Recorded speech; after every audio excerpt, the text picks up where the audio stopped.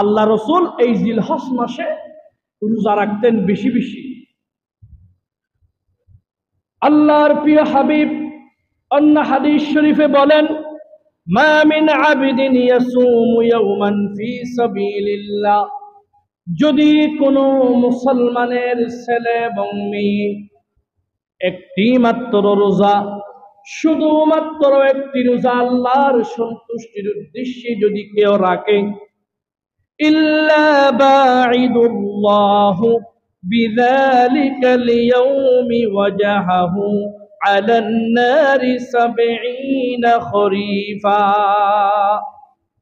যদি কেউ আল্লাহর সন্তুষ্টির উদ্দেশ্যে শুধুমাত্র একটি রোজা রাখে, ওই রোজার বিনিময়ে আল্লাহ রাব্বুল আলামিন তার চেহারাকে ৭০ খরিফ অর্থাৎ আসমান থেকে জমিনের দূরত্ব, এমন এমন ৭০টা দূরত্ব তার চেহারা জাহান্নাম থেকে দূর করে দিবেন। জোরে বলুন সুবহানাল্লাহ।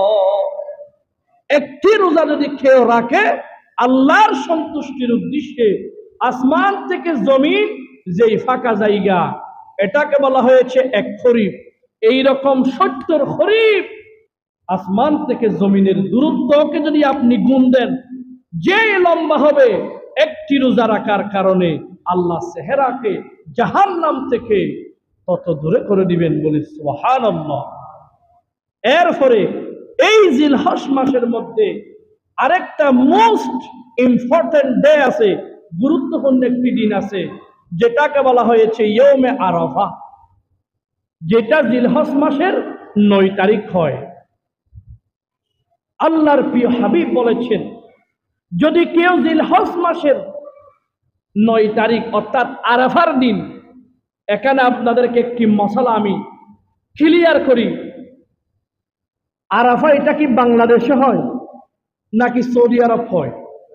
আরাফা কি 2 দিন নাকি 1 দিন? আপনি ওই দিনের সওয়াবের আশায় রোজা রাখবেন। অনেক মৌলবী সাহেবরা ফতোয়া দিয়েছে বাংলাদেশে নাকি আরাফা আছে, তারা সেই দিন আরাফা করবে। সেই দিন আরাফার মাঠে মানুষ থাকবে দূরের কথা, কোনো পশু পর্যন্ত থাকে না। আপনি সেই দিন রোজা রাখবেন, সওয়াব পাবেন, এটা আমার মাথায় আসে না। সিয়ামে আরাফা এটা হচ্ছে পুরা পৃথিবীর মানুষের জন্য এক হুকুম।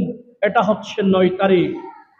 এই ৯ তারিখের সিয়ামে আরাফার ব্যাপারে আল্লাহ রাসূল বলেছেন, আন কাতাদা রাদিয়াল্লাহু তাআলা আনহু قال قال رسول الله সাল্লাল্লাহু আলাইহি ওয়াসাল্লাম, যদি কোনো মুসলমানের ছেলে এবং মেয়ে আরাফার দিবসে শুধুমাত্র একটি রোজা রাখে, আল্লাহ রাব্বুল আলামিন একটি রোজার বিনিময়ে তার জীবনের আগের এবং যতদিন দুনিয়াতে বাঁচবে ততদিনের সমস্ত সগীরা গুনাহ আল্লাহ রাব্বুল আলামিন মাফ করে দিবেন।